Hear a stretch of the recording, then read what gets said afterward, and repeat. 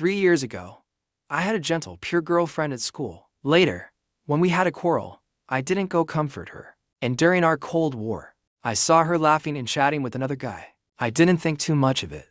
The next day, I was assigned to work incognito on a national research project. 3 years later, I successfully completed the national mission and returned. I really wanted to ask her, had we actually broken up? So, after learning that Su Qingyan was now a sophomore at Jiangshang University, even though I could have been a professor at Xinhua, I chose to join Jiangshang University instead, as a freshman student. At the Jiangshang University freshman reception area, Su Qingyan sat quietly on a chair. She just sat there quietly, yet still drew many admiring glances from passers-by. Her best friend Sheng Qiao turned to Su Qingyan and laughed. "Qingyan, you really live up to your title. The #1 campus beauty of Jiangshang University. Look at those new freshman boys. They can't even take their eyes off you. I bet they'll start asking around about you soon." Su Qingyan's expression stayed calm. Let them be. Anyway, I'm not interested in dating.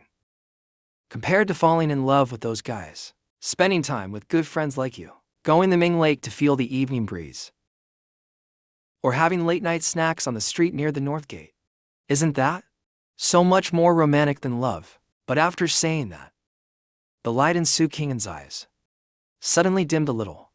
Those words, she had once said them to that boy before. Unfortunately, among all the students coming and going on campus now, some might have eyes like his, or a nose like his, or even the same tone of voice. But none of them were him. Seeing the dim look in Su Qingyan's eyes, Sheng Qiao immediately grew nervous.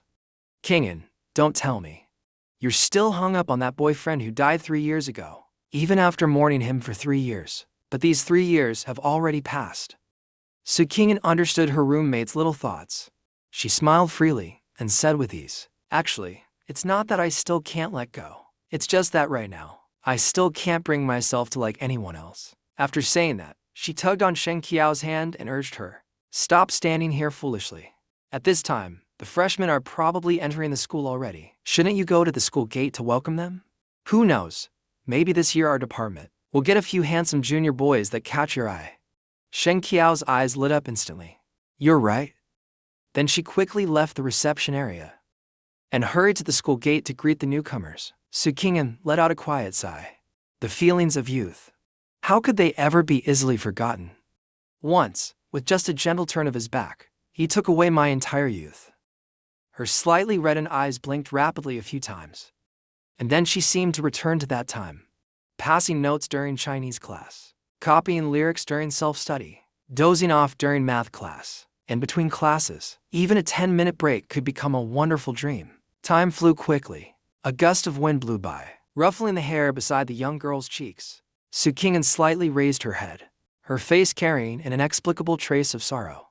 "If only you were still here now. How wonderful that would be." At the gate of Jiangshang University, I held my suitcase in hand and looked up at the golden words before me. In my heart, which had long been calm and steady, a faint ripple suddenly stirred. Back then, when I left without a word, she must have been very sad. I took a deep breath, then slowly walked inside the campus, and as I stepped through the gate, I instantly drew the attention of many girls nearby. Look, sisters, that new student is so handsome. Could this be the legendary guy with natural charm?" I ignored the noisy whispers around me. I had only walked a few steps when Sheng Qiao, wearing a volunteer badge for freshman reception, quickly walked up to me. "Hey there, junior. I'm one of the volunteers for freshman registration. Let me take you to sign in." I didn't refuse. It just so happened I didn't know the way very well. "Then I'll trouble you, senior." After only a few steps, I turned to ask, "Senior, do you happen to know Senior Su Qingyan?" "Of course I do." Sheng Qiao nodded immediately, her eyes full of teasing curiosity. "You're quite well informed for a new freshman, huh? You just got here, and already you're asking about the prettiest girl in our whole school. Tell me, are you also interested in our famous campus beauty, Su?" I smiled. "Senior Su and I went to the same high school. It's actually because of her that I chose to come to Jiangshang University." Sheng Qiao looked a little surprised. Then she quickly gave me a knowing look. "So, you came here for her, huh? You young people these days are something else. But since you went to the same high school, you must have heard about your senior Sue's stories, right? I paused for a moment. Back in high school, Soo Kyung-in was always a model student. Aside from being called the campus beauty and a top student, I really didn't know what other stories she might have had. Does getting second place every time count? Because I was always first. Just then, the phone in my pocket suddenly started ringing. I gave Sheng Qiao an apologetic look. Sorry, let me take this call.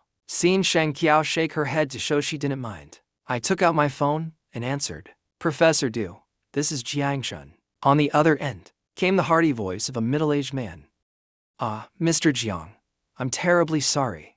The original plan was for me to meet you at the school gate and bring you in myself, but there was a sudden issue with an upper-level project, so I couldn't get away. Really sorry about that. I smiled and shook my head. The higher-level project comes first. It's no problem for me. I'm already preparing to complete my registration now. Professor Lu continued asking, but I still don't quite understand. With your level of research ability, you could easily skip the PhD stage entirely. So, why suddenly decide to go back to college? I'll say it again, he added. Whenever you change your mind, I can immediately send a report upstairs and have you appointed as an honorary professor of Jiangcheng University. I guarantee you, the benefits we offer will be better than any other university. I replied with a smile. Let's talk about that later. For now, let me take a good break first. Professor Lu nodded repeatedly. All right, go ahead and register first. Even though I'm not at the school right now, if you have any problems in daily life, just give me a call directly. I smiled lightly and nodded. Okay, when you get back, I'll definitely visit you in person. After saying that, I hung up the phone. Soon, Sheng Qiao led me to the freshman registration area. She looked around, only to find that Soo Kyung-in, who had been sitting there earlier, had suddenly disappeared. Sheng Qiao looked a little disappointed. Turning to me, she said apologetically, Sorry, Junior. Senior Kyung-in might have had something urgent. You probably won't get to see her for now. I chuckled softly and nodded. It's fine. There's plenty of time in the future. We'll definitely meet again someday. Hearing that, Sheng Qiao laughed. You'll see her again tomorrow, at the freshman class meeting. Now go ahead and register. I nodded slightly, then walked up to the small desk. To complete my college registration form, I checked the information on my admission notice, then found my name on the freshman list. After signing, I received my dormitory key and student card. Then I headed toward the dormitory. Not long after I left, Soo Kyung-in arrived with a few people to find Sheng Qiao. Sheng Qiao immediately rushed up to her.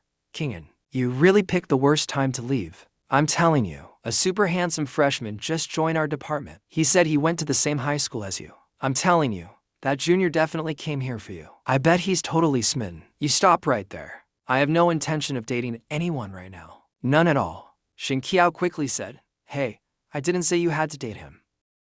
But he's from your hometown, your direct junior. You should at least take good care of him. You'll see him tomorrow at the freshman welcome meeting. Then Sheng Qiao asked, His name's Jiang Shun. Ring any bells? Do you remember that junior?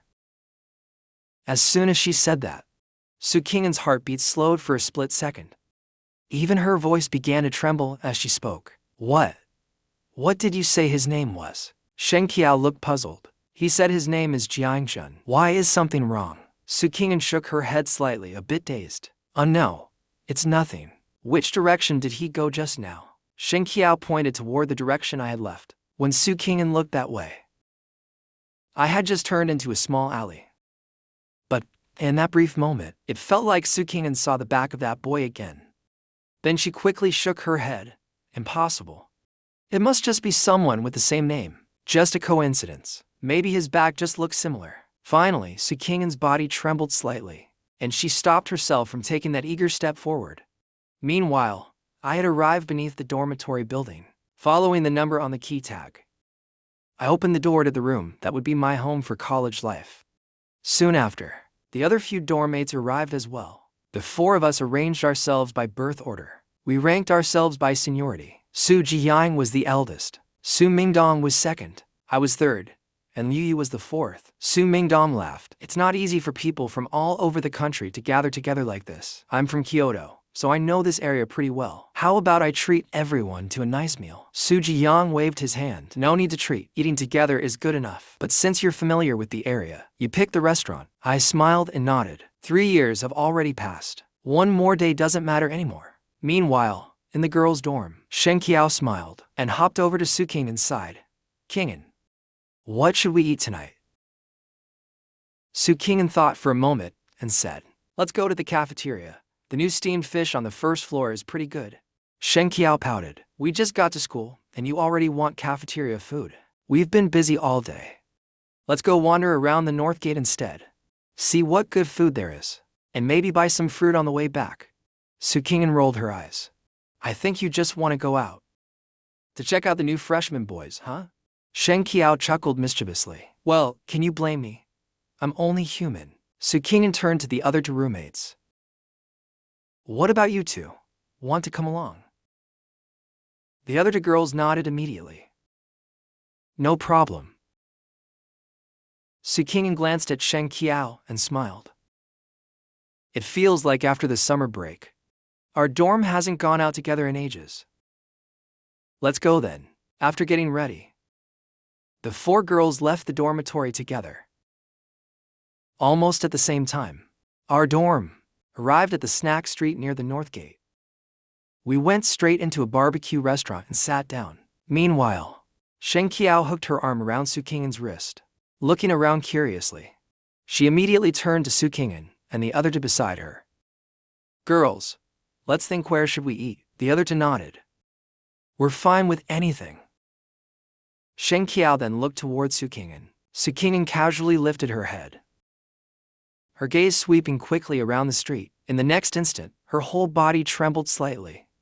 At the entrance of a nearby barbecue shop, I was standing beside Su Ji-young and the others, just about to walk inside. In that moment, Su Qing'an felt her mind go completely blank. Her beautiful eyes were fixed on the restaurant I had just entered. She held her breath, unable to recover for a long time. He looked so familiar, different from the back view she'd seen that morning. This time, she felt she'd truly seen a boy who looked exactly like Jiang Chun. Even his clothes were the same as she remembered: a clean white t-shirt, slim jeans, and that messy, unintentionally stylish black hair. At that moment, Su Qing'an felt as if she couldn't breathe. She didn't want to believe that Jiang Chun was truly dead. Shen Qiao shook her wrist a few times. Qing'an, what are you daydreaming about? Su Qing'an finally came back to her senses. Looking at her friends, she said, let's eat barbecue. Barbecue and beer are the perfect combo in summer. Naturally, no one disagreed. So Su Qing'an led the group, slowly walking toward the same barbecue restaurant I had just entered. With every step, her heartbeat grew faster. Could it really be? Were there truly people in this world who looked exactly the same? Or perhaps, that heart of hers, the one that had been frozen for 3 years, was finally starting to beat again. Whether it was wishful thinking or foolish hope, she didn't care anymore. She just wanted to see that boy from her memories once more. That boy who looked exactly like Jiang Chun. At that moment, we were the first to arrive inside the restaurant. We found a private room and sat down. I casually took the menu. After flipping through it a few times, I looked at the others and said with a grin, I'm going to the restroom. You guys handle the ordering. Meanwhile, Su Qing'an and Shen Qiao also entered the restaurant with their friends. They chose a corner seat and called the waiter over. After getting the menu, Su Qing'an looked at the others. You guys order whatever you like. I think I just saw someone I know. I'll go check. Shen Qiao's eyes lit up. Someone you know. Don't tell me it's a handsome guy. Su Qing'an rolled her eyes. Go on, order the food first. Then she stood where she was, her eyes scanning the barbecue restaurant. All she saw were unfamiliar faces, and her expression turned slightly disappointed. She took a deep breath and began opening the doors of each private room, one by one, quickly glancing inside each. But still, she didn't find that familiar face. Disheartened, she stepped out again, murmuring sorry, wrong room as she went. Sorry, I entered the wrong room. Finally, Su Qing'an pushed open the door to Su Ji-young and the others' private room. When they saw her walk in, Su Ji-young and the others widened their eyes. Senior Su. Su Qing'an smiled awkwardly at the three of them. Hello there. Then she noticed the 4 sets of bowls and chopsticks on the table. Curious, she asked, are you expecting one more person? Su Jiyang quickly replied. Our third roommate went to the restroom. Su Qingyan nodded. I'm so sorry, she said apologetically. I thought I saw someone I knew. So, I must have entered the wrong room. Then she quickly turned to leave. But as soon as she turned around, she saw the back of a boy wearing a white t-shirt. At that very moment, he was walking past her, and Su Qingyan's heartbeat. Her heartbeat suddenly quickened. After taking a deep breath, she slowly walked up behind the boy. Gently, she patted him on the shoulder. The boy quickly turned around. When he saw Su Qingyan, his eyes lit up instantly. Classmate Su, do you need something from me? Su Qingyan's expression froze in an instant. I'm sorry. Sorry, I mistook you for someone else. I'm really sorry. She kept apologizing repeatedly. In the end, she walked back to Shen Qiao and the others, looking dejected. Shen Qiao immediately asked, what's wrong? You look like you lost your soul. Did something happen out there? Su Qingyan forced a smile and looked up. It's nothing. Then she looked at the cold beer on the table. This is our first barbecue together this semester. Let's have a few drinks. I'll start first. She opened the beer, poured herself a full glass, and lifted it to her lips. Without hesitation, she gulped it all down, every last drop. Meanwhile, I slowly walked out of the restroom. I didn't glance toward the main hall. Instead, I pushed open the door and went straight back to our room. On the table, the cold beer was already poured into the glasses. As soon as I walked in, Su Jiyang and the others burst into laughter. Man, you were in the restroom forever. We've all been waiting for you. Come on, let's celebrate the fact that fate brought us together from all over the country. Let's raise a glass. I didn't hesitate. After sitting down, I immediately picked up my glass. Smiling at the 3 of them, I said, cheers. After several rounds of drinks and plenty of food, Su Mingdong's face was already flush. Holding his glass, he said to us with a grin, Senior Su Qingyan is eating here too. Hey, should we go and toast her together? After all, she's going to be our assistant instructor for the upcoming military training. My expression changed slightly. Did Su Qingyan just come by? Liu Yu immediately replied, yeah, you were in the restroom. Senior Su probably entered the wrong room for a moment.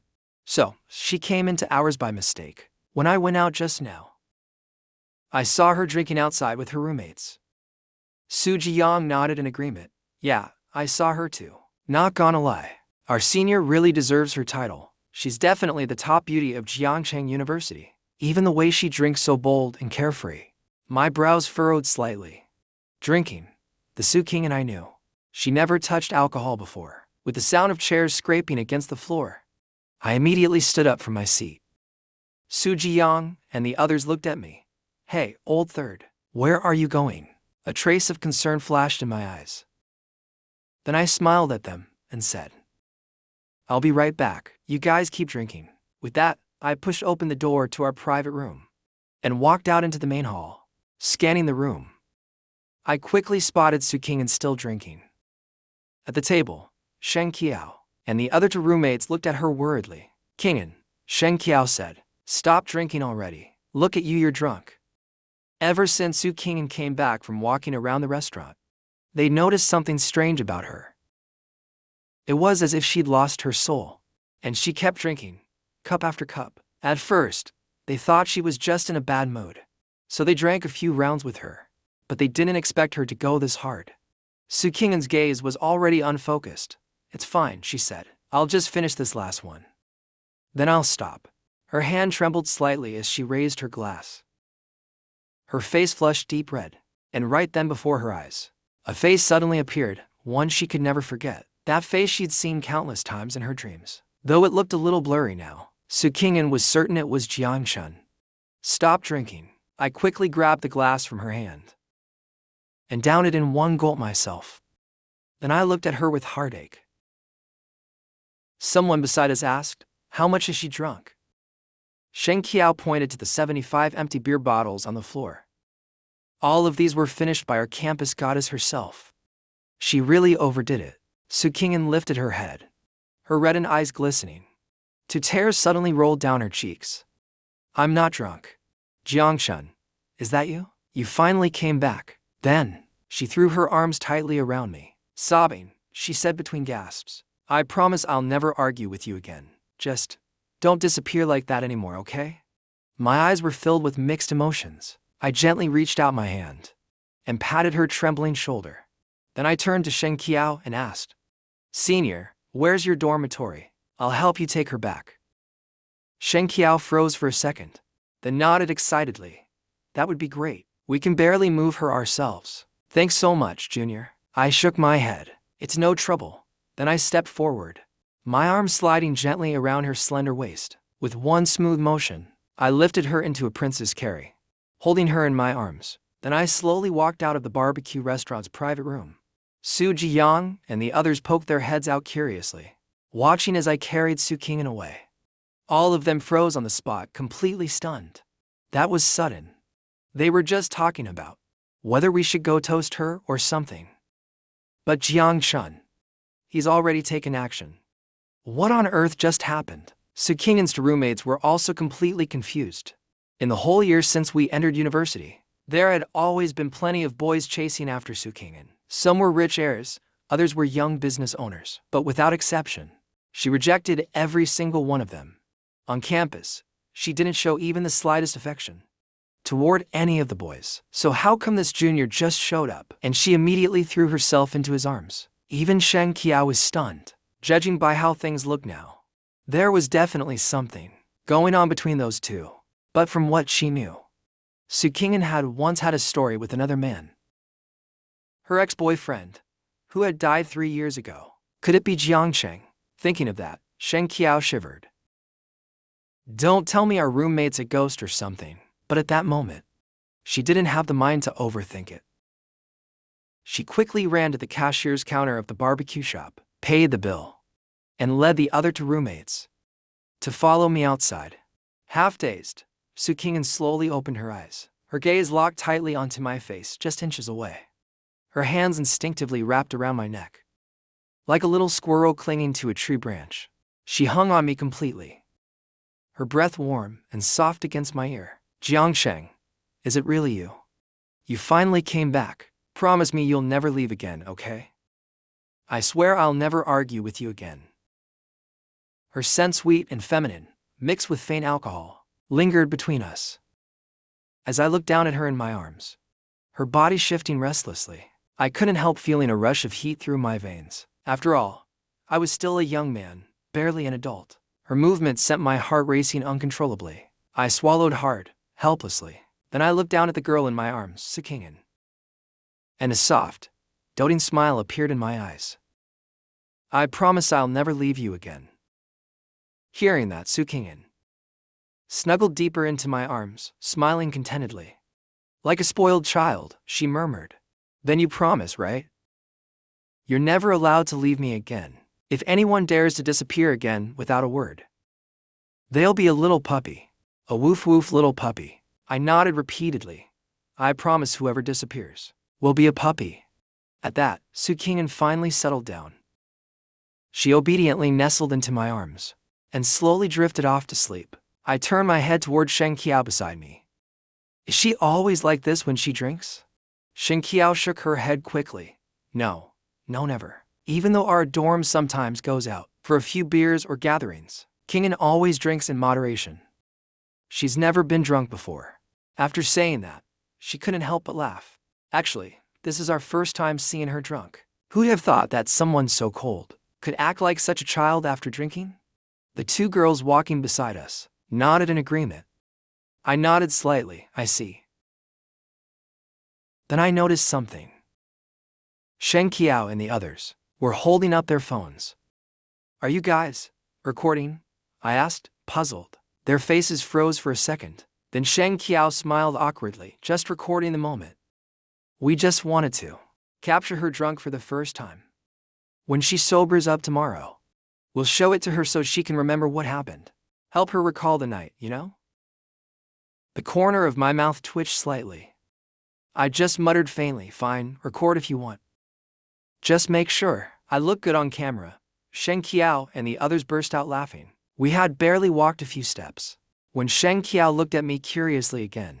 Hey, Junior, you wouldn't happen to be that ex-boyfriend she said died 3 years ago, right? I paused for a few seconds. If nothing unexpected happened, I guess that would be me. Sheng Qiao and the others looked utterly baffled. So, she really said you've been dead for 3 years? I lowered my head, glancing at the peacefully sleeping Su Qingyan in my arms. The corners of my lips couldn't help but curl into a soft smile. Honestly, I also really want to know why she keeps saying I've been dead for 3 years. After a brief pause, the smile on my face slowly faded away. My ex-girlfriend, with Sheng Qiao leading the way, I carried Su Qingyan all the way to her dorm entrance. There, I carefully set her down from my arms. Gently, I looked at Sheng Qiao and the other senior girls. She's inside now, I said. Please take care of her for tonight. Sheng Qiao and the others nodded repeatedly. No problem. Then they each stood beside Su Qingyan, helping her up carefully. Step by step, they guided her into the girls' dormitory. Only after their figures disappeared from sight did I turn and leave the dorm entrance. By the time I made it back to the barbecue shop, Su Jiyang and the others were still sitting obediently inside the booth. When I opened the door, all three immediately stood up, like they were holding some kind of court trial. Su Jiyang looked at me, face full of gossip. Hey, third bro, come on, spill it. What happened? It's only your first day of university. And somehow, quietly, you've managed to snag the most beautiful girl at Jiang University. I looked at them helplessly. What do you mean snagged? Come on, I've known her since high school. Su Jiyang rolled his eyes. Please, third bro, don't take us for blind idiots. If you're just ordinary friends, why do you have to carry her back? Like a princess, huh? Her roommates were right there. Don't tell me they're just decorations. Besides, he added slyly, I clearly saw it. So the campus goddess threw herself into your arms first. Liu Yu's eyes lit up. Wait, third bro, you're not telling me you're the ex-boyfriend she said died 3 years ago, are you? So, you broke up back then? Broke her heart. And out of heartbreak she started telling people you died. I was completely speechless. Stop making up nonsense, you guys. I never did anything to hurt her. And besides, we weren't even a couple. Hearing that, Su Mingdong chuckled. As far as I know, you didn't even date anyone in high school. Oh, I get it now. So that so-called ex-boyfriend who died 3 years ago was probably just something so the campus goddess made up. She must have used that imaginary ex as a shield to fend off suitors. In that case, maybe I still have a chance. Su Jiyang rolled his eyes at him. Cut it out. Don't get any weird ideas. With my sixth sense, I swear. There's definitely some untold story between our third bro and that's to the campus goddess. In an instant, all three of them turned their gossip-filled gazes on me. I sighed helplessly. We were never together, okay? And I never led her on. We were just normal classmates. Liu Yu leaned forward. Then you don't have any feelings for her. I fell silent for a moment. Meanwhile, at a major aerospace research base in the northern desert, a group of scientists sat solemnly as one of them spoke. Everyone, regarding the failed test flight, does anyone have any thoughts or hypotheses? At that moment, Professor Lu suddenly stood up. He looked around the room. I know someone who might be able to help us solve this problem. The person he was talking about was Jiang Chun. When it came to optical core research, the research base had encountered numerous difficulties, but whenever those problems landed in his hands, they were quickly and perfectly resolved. In some ways, for those who had worked with Jiang Chun at the Optical Core Institute, his name had already reached near mythical status. To them, Jiang Chun was practically a legend. Upon hearing this, Lin Jiangwo, chief designer of the West Division's aerospace fighter engine, immediately turned his gaze toward Professor Lu.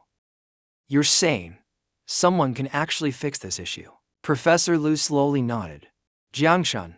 The name left everyone in confusion. It was a name none of them recognized, because Jiang Chun's current identity was classified as SSS-level top secret within the country. Only Lin Jiangwo, standing among the crowd, showed a flicker of emotion. He looked toward Lu Yang and asked, the Jiang Chun you're talking about, is he the chief designer of the project you once participated in? As the deputy director of the Chinese Academy of Sciences, his information network was rather well connected. Not to mention, back when Lu Yang had nominated me for the title of Senior Fellow of the Academy. They had even attended meetings together. So, when it came to Jiang Chun's accomplishments, Lin Jianwo knew a fair amount. Lu Yang nodded firmly. Yes, that's him. Lin Jianwo frowned slightly. Then, can you actually invite him here? As far as he knew, that young man was currently neglecting his research duties and attending university in Beijing. That's right, he's just not doing his proper job. Jiang Sheng's scientific research talent, even the veteran academicians are quite aware of it. In just 3 years, he was able to build something from nothing, developing a 1-nanometer lithography machine, which instantly pushed Huaxia's chip industry to the very peak of the world. With that kind of research talent, he almost wishes he could keep that kid doing research in the lab 24 hours a day. Lu Yang nodded and said, I can't guarantee it, but we have to at least give it a try. Lin Jianwo pondered for a few seconds, and a faint look of anticipation gradually appeared in his eyes. Finally, he nodded and said, then go ahead and try. The next morning, I was packing my clothes in the dorm room. While talking to Lu Yang on the other end of the phone, I said, no problem. I'll book the earliest flight and head over right away. I should be able to arrive by tonight. Then I hung up the phone. Su Jiang, who had just gotten up from bed, scratched the back of his head sleepily. He looked up at me as I was packing my luggage and asked in confusion, Third bro, why are you packing your stuff so early in the morning? I replied, something came up at home. I need to go back for a bit. The 7th generation aerospace combat engine design and research project originally didn't require my involvement.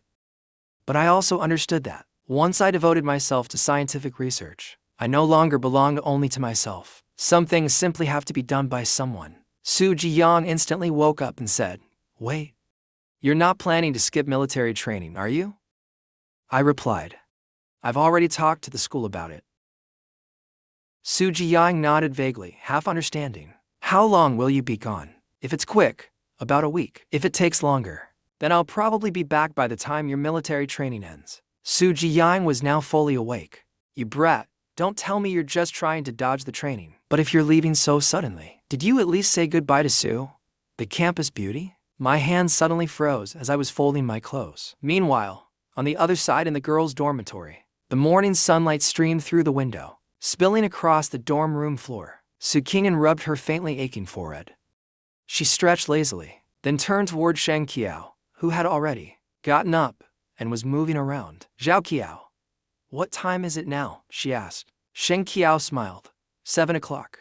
Still early. You're not going back to sleep. Su Qing'an quickly jumped down from her bed, rubbing her eyes lightly as she looked around.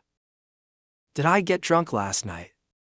I vaguely remember that I might have hugged someone. Hearing that, Sheng Qiao laughed. I thought you blacked out completely, she said, then pulled out her phone, opening the video she had recorded last night. Well, want me, your big sister, to replay it for you? Su Qing'an cried out helplessly. You even recorded a video. Sheng Qiao handed the phone over to Su Qing'an.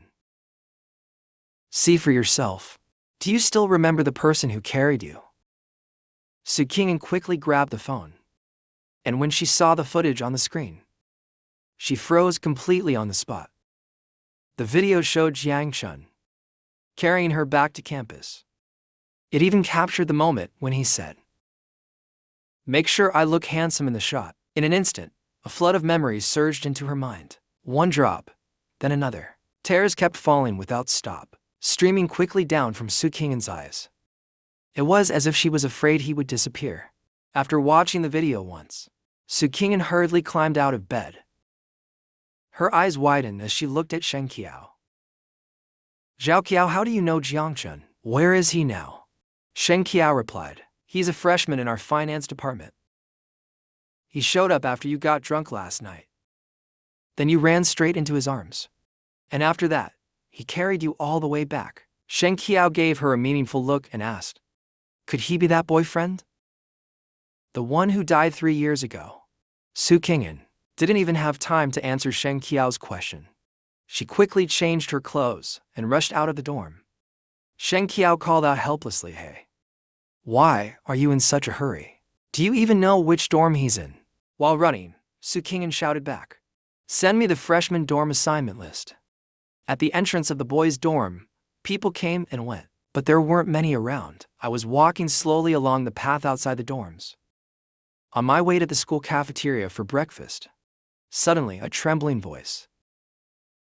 Sukingan's reached my ears. Jiangshun. I looked up sharply. The tears on Sukingan's face were already gone. She just stood there gazing at me calmly. 3 years had passed. Jiangsheng's appearance hadn't changed much, but he seemed a bit taller than before. The childishness in his eyes had faded, replaced by a trace of maturity and steadiness. His demeanor, though, was still the same, gentle and refined as ever, although she had already seen me once, through the video last night. Meeting me in person now. At that very moment, Sukingan felt as if her heart had stopped. The two of us stood there in a dead silence. Neither of us spoke first. I recalled how, years ago, she had shouted angrily at me, "I never want to see you again." Back then, it was mostly just out of childish temper. But now, what filled her eyes was more curiosity and resentment. Resentment that I had left without saying a single word back then, even if we were never truly together. Friends should still say goodbye, shouldn't they? I also froze in place, staring intently at Sukingan for a long time. She looked just the same as 3 years ago. Her face hardly changed at all, still as beautiful as ever, still full of youthful charm. Actually, when I left the research base, I had already imagined all kinds of opening lines for when I saw her again. "You're 18 now. Have you gotten yourself a boyfriend yet? Have you been doing well these past few years? Congratulations for finally getting into Jiangsheng University." But now, I honestly didn't know how to face Sukingan. 3 years ago, I inherited a legacy from a super civilization, the Eternal Knowledge Vault. Though with my current level of understanding, I still can't fully comprehend the concept of that vault. It nonetheless exists deep within my mind. And by studying the knowledge contained within the Eternal Vault, eventually, I succeeded in developing nanometer-level photonic technology, and that was merely a lower-tier invention from the Eternal Vault. It was precisely because of that inner, nano-precision photonic tech that I decided, half on a whim, to submit the technology to the nation.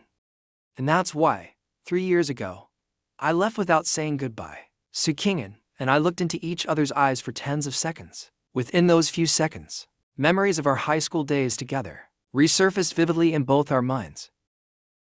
Being called to the stage together by the teacher, the teasing of classmates below as we solved problems, cheering each other on, running side by side in the 5-kilometer school race, sneaking spicy snacks during class, and the red-tinted sunsets that painted the skies. Those evening glows were carved into both our youths, each tied to the other's name.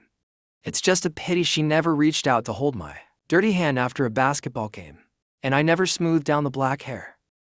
The wind had tousled on her head. Now I stood there, hesitating for a long while, before finally asking, "I heard you've been telling people I was dead."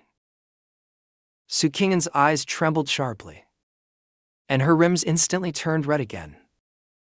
It was as if 1,000 words were caught in her throat. She clenched her teeth hard and almost screamed out in anguish, "That's right. Jiangshun, weren't you dead? Why did you come back again? It's been 3 whole years." She truly believed I had died. Yet now, here I was standing right in front of her.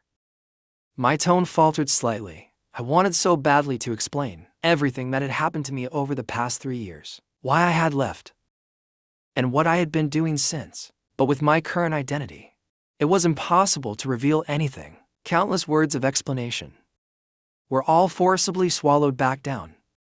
The things I did during those 3 years, the details, not even the closest person to me could ever know. Even my contributions would only be made public after my death. In the end, I only managed to murmur softly, "No matter what, it's been a long time." Hearing that, Sukingan's expression instantly turned cold. "I didn't want to see you. I only came here to confirm whether you were really dead or not. Now that I know you're alive, I'll be going." After saying that, Sukingan turned around, ready to leave. "Sukingan," I called out to stop her. She turned back and asked coldly, "What is it?" I said slowly. I just wanted to tell you about our promise back then. I didn't break it. Sukingen sneered. Our promise? She glared at me, barely suppressing her anger. Jiangsheng, what exactly are we? Who do you think you are? You leave whenever you want. And show up whenever you please. For 3 years, I sent you so many messages. And you never replied to a single one. For no reason at all. You just vanished like you'd evaporated from the world. Did you think that made you look cool? Proud of yourself. You think this way I'd remember you for the rest of my life? Didn't you disappear? Since you're gone. Then why did you come back again? Her final words trembled. Sukingen almost shouted the words out. It was as if she wanted to pour out 3 years of sadness and grievance, all the pain and resentment she had bottled up inside. At first, she had truly held on to hope. She thought maybe I was just playing some cruel joke, that I had only disappeared for one summer. Back then, she even thought that once she found me, she'd scold me until she felt better. But later, she gave up. For 3 years, I vanished without a trace. She gradually began to forget the reluctance we once shared. Those bittersweet moments from 3 years ago. And yet, now I had suddenly appeared again. Her words left me speechless. What could I possibly say? A man stands 7 feet tall, his life pledged to the nation. In the end, I could only sigh softly and say, I'm sorry. I shouldn't have left without a word back then. I left too suddenly. I didn't even know how to face the research project I was about to join, but it was a state secret. Even my parents only know that I was recruited by the country. I gave everything for my nation, without regret. But when it comes to you, Sukingen, I can't help but feel guilty. Sukingen bit her lip tightly. You don't need to apologize to me. There's nothing between us. You can leave if you want. Stay if you like. Whatever you do has nothing to do with me. I glanced at Sukingen gently and said, I'm leaving. There's something urgent at home. I need to go back for a while. But at the latest, I'll be back when the military training ends. Hearing that, Sukingen, her expression tightened. What happened? She asked, but then she quickly stiffened her face again. If you want to go, then go. It's not like I'm anyone to you. You don't need to explain yourself to me. I smiled faintly. Even though I've already informed the school, I said. You're still our class assistant. As the counselor for new students, if I'm absent from training, I should at least let you know. Isn't that the least I should do? Besides, in my eyes, you're far more than just my counselor. Sukingen gave a soft snort.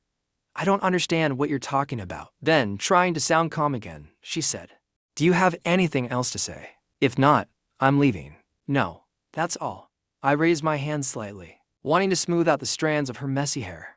But just before my fingers could touch her, I stopped myself and pulled my hand back. At least this time, it doesn't count as leaving without saying goodbye, right? I don't want to be a puppy again. Ooh, you're so annoying. In that moment, Sukingen suddenly recalled the drunken words she had blurted out last night. Her face turned crimson as she glared at me.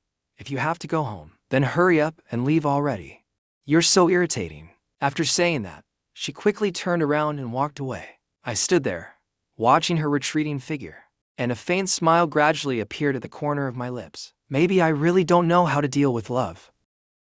Meanwhile, back in her dorm room, Sukingen sat for a long time, then angrily scolded herself. Sukingen, can you please stop being so pathetic? Stop softening up every time you see him, okay? He left without a word for 3 years. Did he ever think about how you felt? And you still care about what's going on with his family? Then she took a deep breath, trying to calm herself down. After a moment, she made a firm decision in her heart.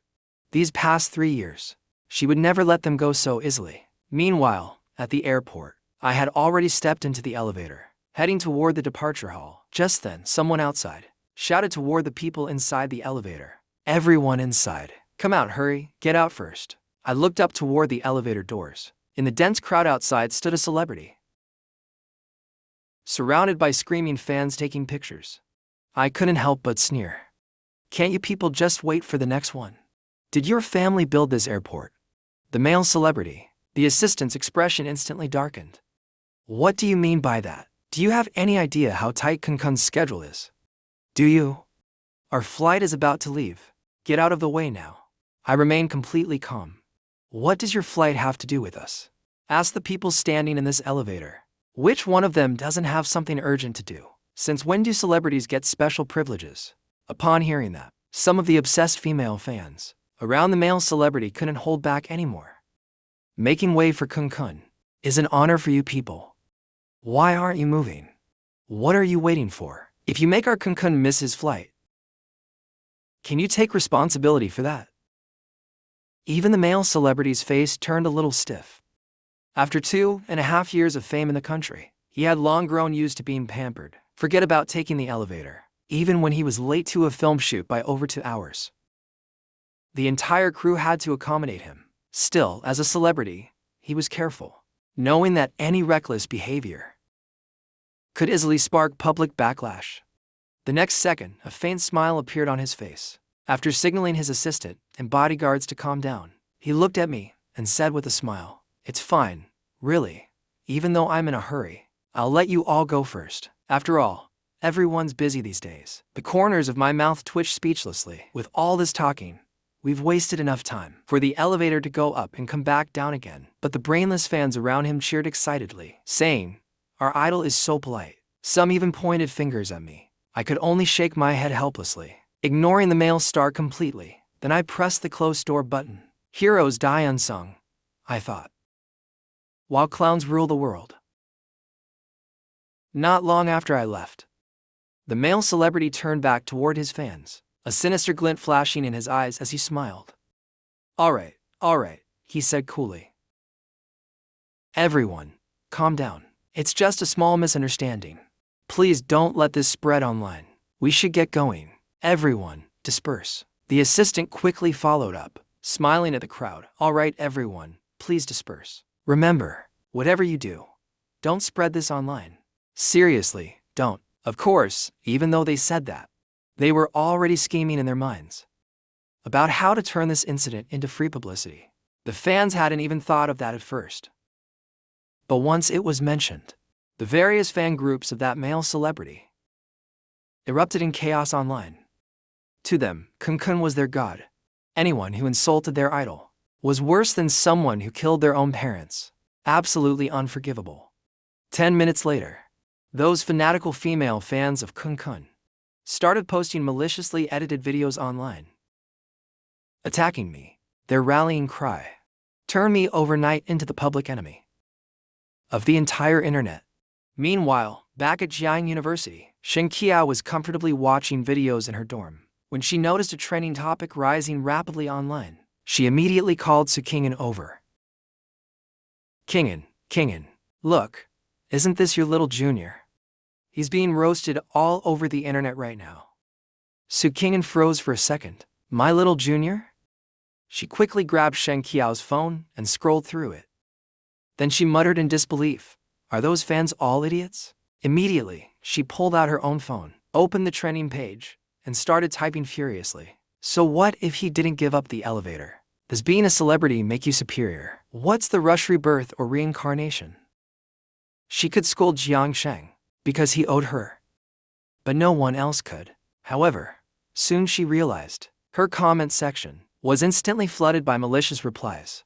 A trace of worry appeared in Su Qing'an's eyes, but at that very moment, inside a certain classified office, an emergency red alarm suddenly began to flash. A large number of users are posting online, revealing the identities of members of our nation's SSS-level security team. There's a potential risk of information leakage. Interception systems are ready, requesting further instructions from above. Upon seeing the report, Director Liu Chongqing of the National Security Administration flew into a rage. "What on earth are you people doing? Immediately have all information about Jiang Sheng on the internet taken down, and send a team to investigate this incident right now. Find out whether any foreign leopard organization members are stirring up trouble. I'm giving you 10 minutes. Waxia can live without me as director, but our scientific community cannot live without him." Meanwhile, at the airport lounge, I received a call from CHU Weiming.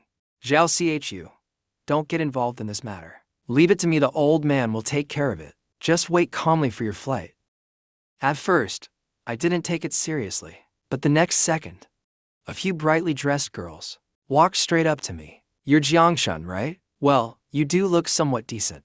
Weren't you in a hurry for something? Why are you still sitting here in the waiting hall?" Well, since you're sitting anyway, you must just want to ride on our idol's fame, huh? You just want to get famous, don't you? Fine then, we'll make sure you become famous. As soon as those words fell, one of the girls suddenly grabbed a bottle of water and poured it right over me. Before I could even react, I was drenched from head to toe. The security guards in the lounge saw it happen and rushed toward me immediately. What do you girls think you're doing? The girls exchanged quick glances, then turned and ran off at once. After wiping the water off my clothes with tissues, I let out a helpless sigh. Just as I finished wiping the water off myself, the phone lying beside me suddenly lit up. Back in the dorm, the worried Sukingen quietly sent me a message. Are you okay? My terrible mood instantly lifted. Just as I was about to reply to the proud Sukingen, my dorm leader suddenly called. When I heard what he said, I was furious. It turned out that Sukingen and some girls from her dorm had been defending me online. But somehow, someone retaliated, and since we were desk mates back in high school, they even posted her photos online. Now, she was being viciously attacked by Kunkun's fans. At first, I had been tolerant, treating those rabid fans with a whatever attitude. But at this moment, I couldn't hold back anymore. I took a deep breath, looked down at the message from Sukingen, and suddenly felt a pang of heartache. Even after being scolded so badly online, she was still worrying about me. After thinking for a few seconds, I called her. She picked up almost immediately. Sukingen spoke first. Jiangshun. How are things at the airport? Are you okay? I heard those fans are really crazy. They didn't do anything to you, did they? I'm fine. Don't worry about this matter for now. Let me handle it, okay? For now, just stay in your dorm. Find a funny movie to watch. By the time it's over, I'll have this all sorted out. But Sukingen's tone grew emotional. How are you going to solve it? There are so many people online. Everyone's cursing nonstop. How can you handle that alone? By the end, her voice was already trembling, almost crying. Seeing that, I gently comforted her, then teased with a faint laugh. Senior Sue, you're so worried about me. Does that mean you've forgiven me? Of course not. Sukingen immediately turned away proudly and huffed at Jiangshun. I'm telling you, these are two separate things. I helped you online, only because what they did was way too much. That's all. Don't you dare read too much into it. Just give up already. I absolutely will not forgive you. HMPH, but deep down, she quietly added to herself. At least, not that easily.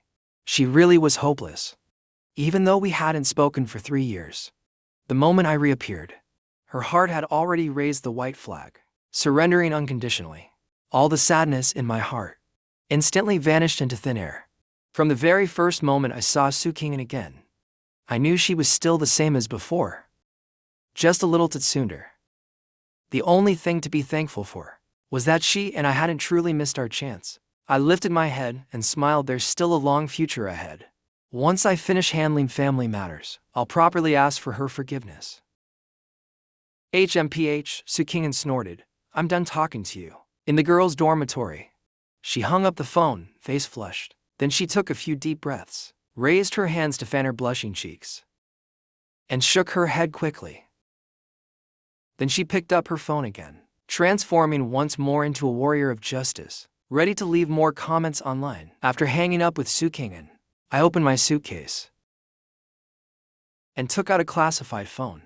I dialed the secure number. This is Jiangshun, confidential ID room speaking. I request to speak with Director Liu Chongqing of the Security Administration. When Liu Chongqing answered, he said apologetically, Academician Jiang, I'm terribly sorry. Please rest assured your identity will never be exposed. All individuals involved will be thoroughly investigated by our Security Administration. That's quite a burden for you, Director Liu. But I still have to trouble you once more, he said, his tone suddenly firm. That girl from Jiang University who defended me on Weibo. I don't want her to be affected by this anymore. No trouble at all. This is exactly what our Security Administration should handle. After saying that, he hung up the phone. Staring at the still climbing trending topic on Weibo, he frowned. What's going on? Haven't we already started deleting comments? Why is it still so hot? A staff member sighed helplessly. There are just too many fans. No matter how much we delete, we can't keep up. We delete one batch, and another appears immediately. Liu Chongqing let out a cold snort. Notify the other agencies. Into minutes. I want every single piece of information about Jiang Chang gone from the internet. With that order, police bureaus nationwide and every major military base received a top priority red directive. It contained only 2 instructions. First, no private discussions within any department. Second, apprehend the involved parties. The message was simple, but everyone knew that the shorter it was, the more serious the situation. At the same time, inside the airport's VIP lounge, Kun lounged comfortably on a luxury massage chair, watching the heated online debate rage on. His eyes gleamed with arrogance and pride. Pathetic loser, he sneered. You think a nobody like you can fight me? I could crush you with a single finger. His assistant laughed. The fans are really doing their job. In less than half an hour. This topic's almost at the top of the hot search. Your exposure has skyrocketed again. Just as they were celebrating, a secretary from Kun's agency rushed in, panicked. President's son, something's wrong. People from the tax bureau are here. They're taking away all the company's financial records. And that's not all. There are also people from several other departments, even the police. The color drained from everyone's faces. The smugness on Kun's face vanished instantly. They're all heading straight for the company. President's son of the agency looked completely lost and confused. Meanwhile, at the airport, Kun and his assistant began receiving a series of contract termination notices. They hadn't even figured out what was going on when 4 officers suddenly approached. We're enforcement officers from the National Security Administration. According to our investigation, you 2 are suspected of endangering the safety of a state-classified individual. Your arrest has been approved. Please come with us. Kun was dumbfounded. All I did was tell someone to give up the elevator for me, he thought. And they didn't even do it. How did it turn into this? Who on earth is that guy? Frustrated, Kun asked aloud. Can I at least ask? Who exactly is Jiang Chun? The officer looked at him coldly. You're not qualified to know his identity. Before Kun could even react, he saw me sitting quietly in the airport lounge. Then, 2 of the officers immediately walked over and said, Mr. Jiang, the online situation has been mostly resolved. We were assigned to ensure your safety. I stood up and thanked them, then turned my gaze toward Kun. With a faint smile, I said, good luck in the days ahead, big star. His face twisted in fury, but the moment he tried to move, the 2 officers holding him restrained him immediately. However, even a celebrity has countless fans. But when one scandal after another broke out, his fans quickly began to panic. Barely 10 minutes later, an even bigger bombshell dropped. According to the Tax Bureau's investigation, Kun had evaded over 1 billion in taxes. That revelation shocked everyone. Meanwhile, back at Jiangsheng University's girls' dorm, Shen Qiao shouted excitedly, King'an. Did you see it? The authorities got involved. Your Jiang Chun sure has incredible luck this time. Su King'an nodded quickly. Yeah, I saw it. But then she added, a bit pridefully, I'll say it again, for the record, I really have nothing to do with Jiang Chun anymore. But the very next second, the phone in her hand started to ring. Her face instantly tensed up. She quickly gestured for silence. She don't talk. It's Jiang Chun calling. Shen Qiao smirked playfully. And you say, there's nothing between you 2? The moment he calls, you panic like that. Go away, she rolled her eyes hard, took a deep breath, and finally answered, Jiang Chun, what's wrong? Do you need something? I'm about to board my flight, so I just wanted to call and tell you. Su King'an nodded slightly, pretending to be calm. Then she quickly pouted and said, there's nothing between us. Remember, you boarding a plane has nothing to do with me. Why even call? You don't need to report to me. At that moment, the airport broadcast chimed in. Passengers bound for Mobe, please prepare to board. I have to go now, I said. When I get back, I'll come find you. Oh, and by the way, what did you mean earlier by calling me your ex-boyfriend who died 3 years ago? Does that mean you're my ex-girlfriend? Su King'an's cheeks flushed bright red. Your ex-boyfriend? I don't know what you're talking about. Just get on your plane. She hung up immediately. After ending the call, Su Qing'an grew nervous. Why did he suddenly bring that up? She thought. At that time, I really thought he was dead. Who would have known he'd still be alive now? How am I supposed to explain this? I can't just say, I liked you so much that I gave your dead self the title of ex-boyfriend. She groaned, covering her face. But then she frowned in confusion. Wait, passengers bound for Mobe. Since when did Jiang Chun move his home to Mobe? Before she could even think it through, Shen Qiao came over with a mischievous grin. Zhao Qing called your name, do you know that? Just now, when you were on the phone. You looked exactly like a lovesick little cat. Shen Qiao smirked as she walked up to her. Qing'an. Do you know what you look like right now? Su Qing'an was puzzled. Like what? A lucky charm for husbands. If you really still have feelings for him, then just send him a message. No way. Su Qing'an immediately shook her head and pouted. I'm this gorgeous. You think no one wants me except Jiang Cheng? Why should I be the one to message him first? Meanwhile, in order to speed up research on the spacecraft engine, I studied the data carefully on the plane. At 11 p.m., I arrived at Professor Lin Jiangwo's dormitory. I handed him the USB drive in my hand. Dean Lin, these are my ideas and some design drafts for the aerospace engine. Lin Jiangwo only looked for a moment, and his expression gradually grew serious. The information I gave him was incredibly detailed. Just then, my phone suddenly rang. Sorry, Dean Lin. Lin Jiangwo chuckled. No problem, no problem. It's so late. It must be that Jiang, your little girlfriend texting you, right? Young people, and their romances. I've been there myself. Don't mind me. I glanced at my phone. Sure enough, it was a message from Su Qing'an. Are you home yet? I typed back, yeah, I'm home. Chatting with someone right now. When Su Qing'an saw that message, she instantly fumed with anger. She had finally set aside her pride to reach out first. And this guy dared to say he was chatting with someone? He had time to chat with others. But not even a second to text her I'm home? 3 years apart, and now they're not even good friends. Back when they were desk mates. Even if he just went to take a shower, he'd still message her first. He'd always message me, even for small things. Men really are fickle creatures. Guess I was just being delusional. Su Qing'an let out a cold snort, then typed a few messages and sent them all at once. I guess my timing's bad. I'll stop bothering you. Chat with her tonight. I'll talk to you tomorrow. Good night. I'm going to sleep. Seeing the long string of messages that Su Qing'an suddenly sent, I felt completely baffled. What on earth was going on? And what's with that tone she's using? Seeing my expression change, Lin Jiangwo asked, arguing with your girlfriend. When I was courting my wife back then, I had to coax her till she smiled from ear to ear. If it's a relationship issue, you can always ask this old man for advice. And so, the bold teacher coached the clueless student. I sent Su Qing'an a message like this. Alright then, go to sleep first. It's summer. The dorm has air conditioning. Cover yourself properly at night. Don't catch a cold. Good night, love you, little one. On the other end, when Su Qing'an saw that, her expression froze instantly. Grinding her teeth, she furiously typed back. Jiang Cheng, I haven't hit you in 3 years, itching for it again.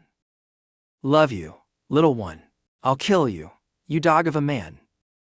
I froze for a moment. Wait, wasn't that supposed to be affectionate? After a few seconds of hesitation, I immediately texted back. Isn't that what people online say? Su Qing'an was absolutely furious now. That's good night, Humph. Not that, Jiang Cheng. Are you some kind of caveman? From the dorm, Shen Qiao immediately gave her a gossip look, glancing curiously at Su Qing'an. Don't tell me Jiang Cheng made you mad again? Su Qing'an clenched her phone tightly in rage. I've decided. I'm not talking to him for at least 3 days. Shen Qiao muttered quietly. I bet you'll last only a day. Lin Jianwo looked at my blank expression. So, did she go to bed happy? I had black lines all over my face. Yeah. She went to bed. The next morning, assistant counselor Su Qing'an was sitting on the sports field, checking her phone from time to time. Sitting beside her, Shen Qiao quickly asked, Qing'an, are you hiding a man in that phone? You keep glancing at it every few minutes. What's going on?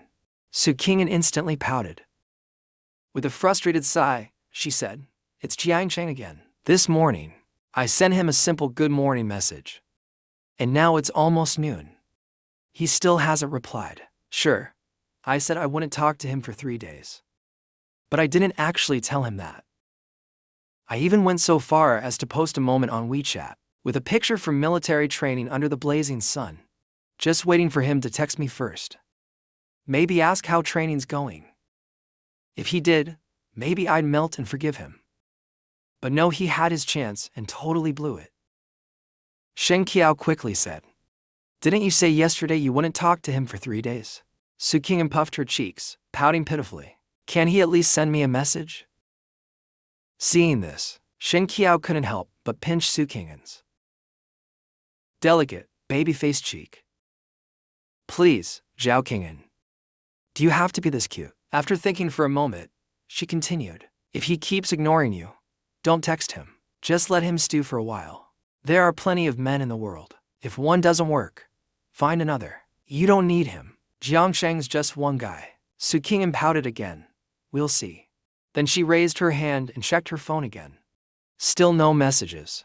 That afternoon, at the research base, dozens of top experts from various scientific fields gathered together. Among everyone present, aside from Wu Li, most of the others had been urgently transferred here. After receiving a sudden order, directly dispatched to the Mobei research base, none of them had any idea what was going on. Just as everyone was whispering and speculating, Lin Jianwo finally entered the conference room, with me and Wu Li by his side. The moment they saw me, a few people in the room froze in surprise. Who's this kid? None of them had any clue about my background. After all, every researcher here at the base was at least around 30 years old. Some of the senior ones were already in their 70s or 80s. Lin Jianwo swept his gaze across the room. "Everyone, please be quiet." His tone carried a rare seriousness, and in an instant, the entire room fell silent. Even the elder academicians from the Chinese Academy of Sciences closed their mouths, their eyes calmly fixed on Lin Jianwo. After clearing his throat, Lin Jianwo continued, "There's a reason why you've all been gathered here. But before we begin, I'll need everyone to sign a confidentiality agreement. Once that's done, we can proceed to the details." After speaking, documents were distributed to each person. In front of everyone lay a confidential file envelope. When they opened it, the words "Top Secret" instantly appeared before their eyes. Top Secret, 5-star confidential agreement. What kind of project is this? A 5-star top secret? That level has barely ever been seen in our country. To participate in such a high-level research project was something most scientists could only dream of their entire lives. Once everyone finished signing the agreements, Lin Jianwo cleared his throat again. "All right, now that the agreements are signed, let me introduce the project. The project I'm about to reveal to you concerns our nation's the Regional Propulsion Device Design and Development Project. The young man standing next to me, Jiangsheng, is the lead researcher for this project." Someone immediately spoke up. "Dean Lin, you're not joking, are you? Really? A young man like him can actually lead this project?" Soon, others also began to question. Lin Jianwo didn't explain much. He simply gave me a look, and I understood. After clearing my throat, I slowly stepped forward to face everyone. Esteemed experts, professors, and academicians. I know I'm quite young. I understand you're all wondering why someone like me is here. Whether you stay or leave, that's your choice. I'll give you 3 minutes to decide. After that, I'll explain my reasons. If you have any doubts or questions, you can ask me directly then. The room instantly fell silent. A few people looked at me in surprise.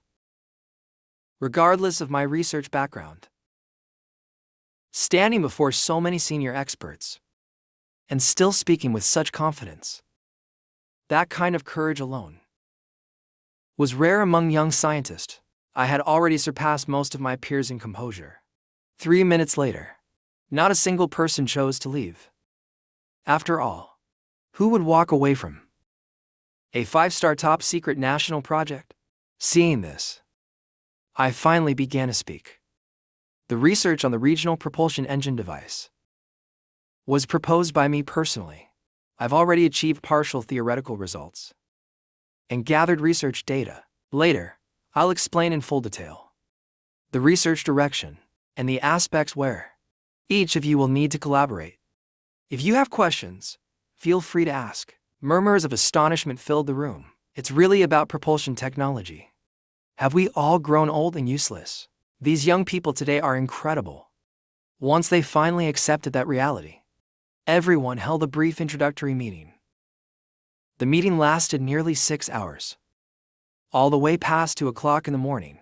Only then did I finally wrap it up. During the session, I focused on explaining the theoretical foundation of the curvature drive system. Along the way, I also answered many questions from the attending experts. When the meeting finally ended, a thunderous round of applause filled the hall, accompanied by excited cheers from the scientists and scholars present. Their voices echoed throughout the conference room. They realized they really had grown old. But fortunately, China's scientific community had successors. A new generation was ready to take the torch. After saying goodbye to the experts, I walked over to the secure locker at the door and retrieved my phone. While turning it on, I made my way back to my dorm at the guest quarters. Once it powered up, I saw a message from Sukingen. It was sent around 11 that night. Just a short good night.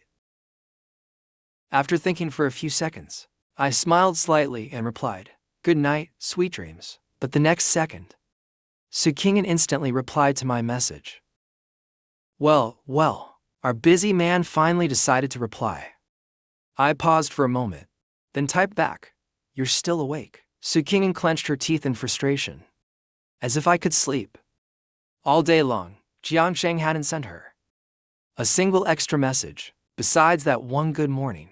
It made her restless and annoyed, itching for a bit of attention. Even the good night message she sent was just to lure a reply from him. But she waited and waited. Until now. After taking a deep breath to calm herself, Sukingen finally replied slowly. "No, I didn't sleep. I was chatting with my roommate. Got a problem with that?"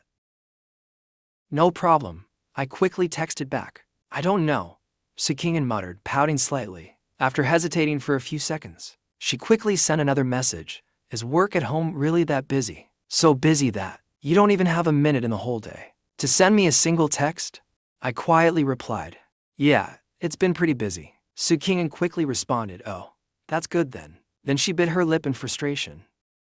"Well, if you're that busy, then maybe you shouldn't bother texting me anymore. Just focus on your work." But in the end, she didn't send those words out loud. Instead, curiosity took over. She asked, "Last time you made me so mad, I didn't even get to ask you properly. Jiangsheng, you disappeared for 3 years without a word. Shouldn't you give me an explanation?" But after thinking about it carefully, she realized that asking like that might sound too impatient. So she followed up with another message. "Of course, if you don't think you need to explain it, that's fine too. It's not like we have any real connection anyway." After sending that, Sukingen fumed silently. Stupid Jiangsheng, she thought. Gone for 3 whole years, and this beautiful girl still bothers to text you. You should consider yourself lucky. You'd better give me a proper explanation for why you disappeared without saying a word 3 years ago. I hesitated for a moment before replying, "Kingen, can we not talk about that?" Sukingen was so angry she almost threw her pillow, but she forced herself to calm down, quickly replying, "Oh fine, let's leave it at that. I'm going to sleep." When I saw that message, I quickly asked, "Are you mad?" Sukingen let out a bitter laugh. "This blockhead still has some awareness, huh?" She replied, "Nope. I wouldn't dare be mad at you, Mr. Busy. If I got angry again, what if you suddenly disappear again, like 3 years ago?" I froze for a moment, then quickly replied, I won't. 3 years ago, I really had my reasons, but I promise, I'll never disappear without a word again." Sukingen replied almost instantly, "I'm not even anyone to you. You don't need to say that to me." I typed back, "Aren't we good friends?" Sukingen instantly replied, "Just good friends." I immediately responded, "Could it be anything else?" "Nope." Sukingen puffed up her cheeks in anger. After sending her last message, she helplessly shook her head. Hopeless. Completely hopeless. This guy is truly beyond saving. I spelled it out so clearly, and he still doesn't get it. With a sigh, Sukingen quickly typed, "Forget it. I'm going to sleep. You should rest early too. Good night, my friend." I sent back, "Good night, sleep well." She replied, "Good night, sweet dreams to you too." In the following days, the two of us continued like that, chatting off and on. I'd send a good morning, and she'd reply, "Good morning." She'd text good night, and I'd reply the same. Beyond that, there was little communication. Still, every time I saw a message from Sukingen, it became one of my few moments of relief. Amid the intense research work, 10 days later, the military training at Jiangshang University was coming to an end. The research base was filled with thunderous applause. 10 whole days. In those 10 days, we spent day and night inside the lab, working on building the prototype model. As long as this model could operate successfully, it would prove Jiangshang's theory was valid. And today would mark a historic breakthrough. Countless people began whispering excitedly among themselves. In my lifetime, I never thought I'd see the possibility of curvature drive becoming real. This is truly incredible. If the model can run successfully, it will be a major breakthrough for the entire global power industry. This day will surely go down in history. Soon after, a researcher brought over a red ignition button. "Chief Jiang, please do the honors." I took a deep breath, and with a solemn expression, pressed the button. Everyone held their breath. The curvature drive prototype immediately began to operate. A surge of powerful electric energy poured in. The entire research base was illuminated by waves of red light. A continuous series of sounds echoed in everyone's ears. Ignition successful. Initializing. Curvature engine chamber. Curvature engine chamber activated successfully. Negative energy generator preheating complete. Laser sensors detecting negative energy formation. Commencing high-energy rapid particle collection sequence. Warp field established successfully. Current warp factor, 0.1. Preparing to deploy test object. As the final countdown finished, a steel sphere weighing 50 kilograms was released into the warp field from midair. Instead of falling straight down, the moment it entered the warp field, it shot forward at high speed, finally crashing heavily into a large metal plate 100 meters away. Seeing that scene, everyone finally let out the breath they'd been holding. The entire base erupted. In wild celebration, we did it. Curvature drive is possible. Countless people hugged each other, crying tears of joy. In 5 years, or at most 10, China will bring true curvature drive to the world stage. Lin Jianwo's eyes turned red with emotion. He had spent his entire life working with engines. From the very beginning, he had witnessed China's fighter jet engine technology grow from nothing to something.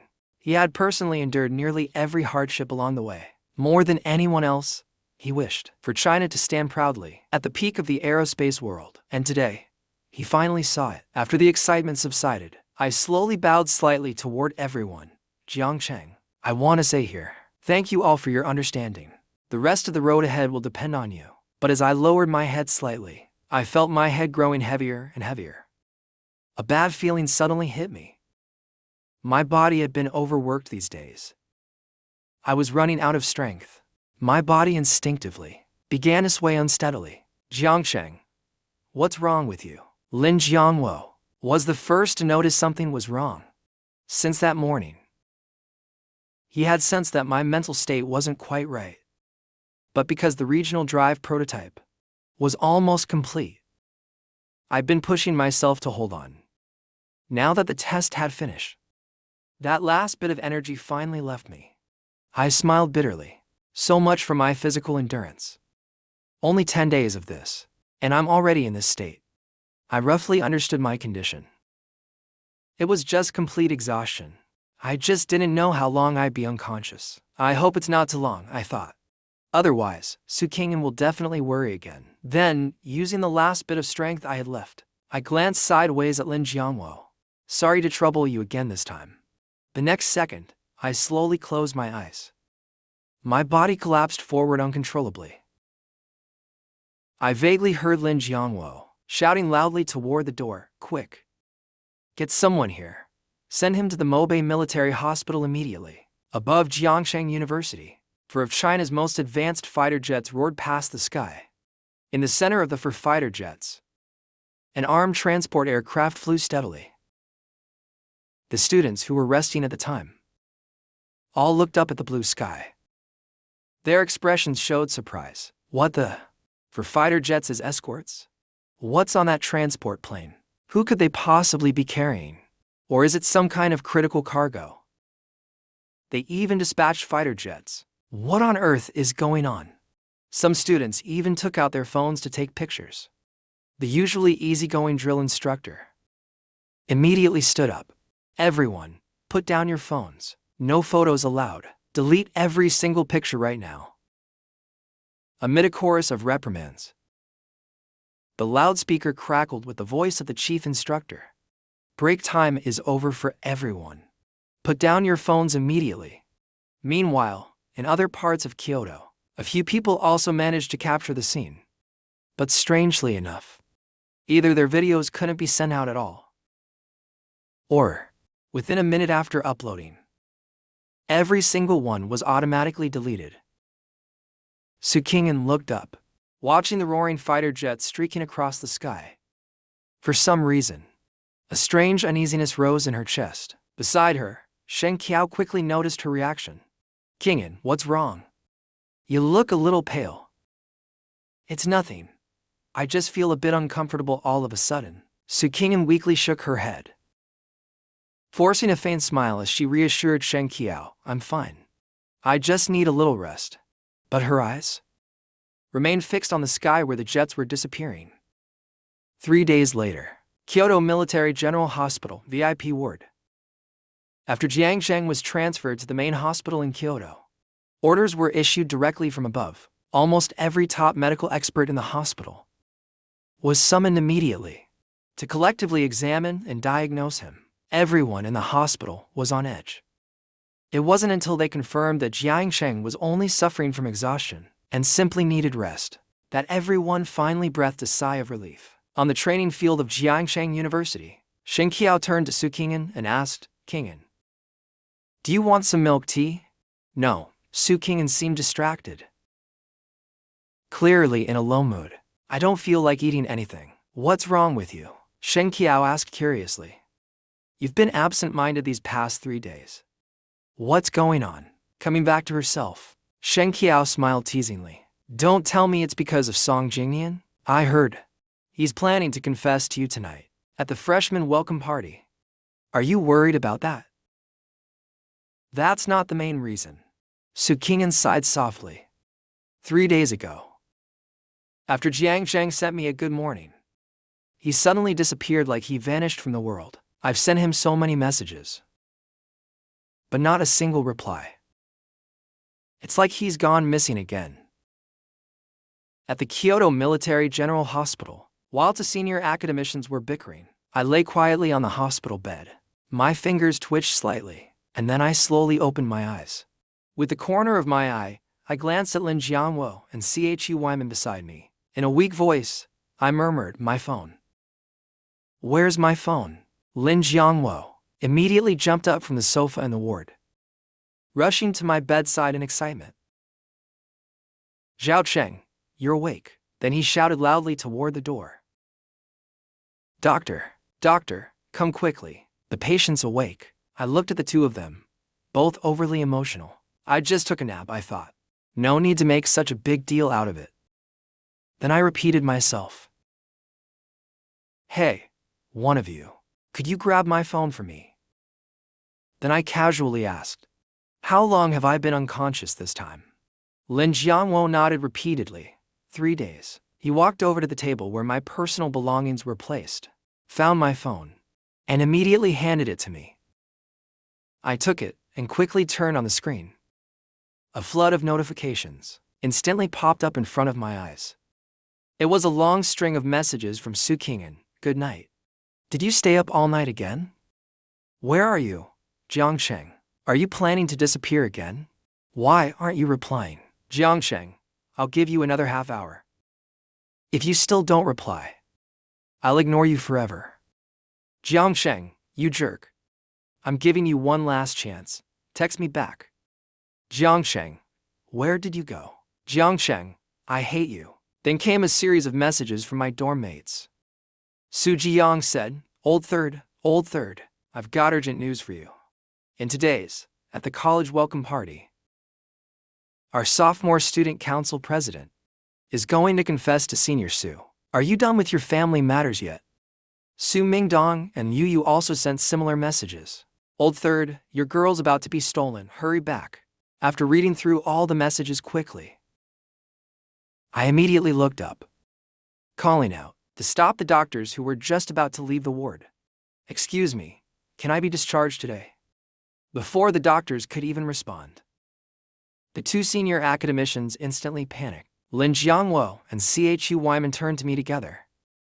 Zhao Cheng, why are you trying to get discharged today?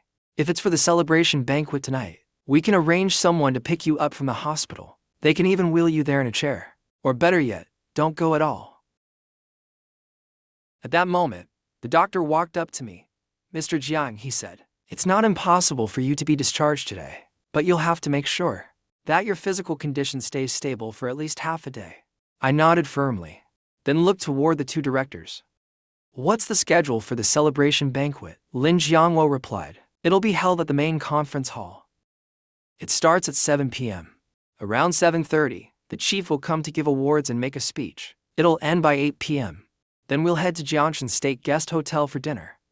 I glanced again at the time of the university's welcome party on my phone. The welcome party was scheduled to start at 8 p.m.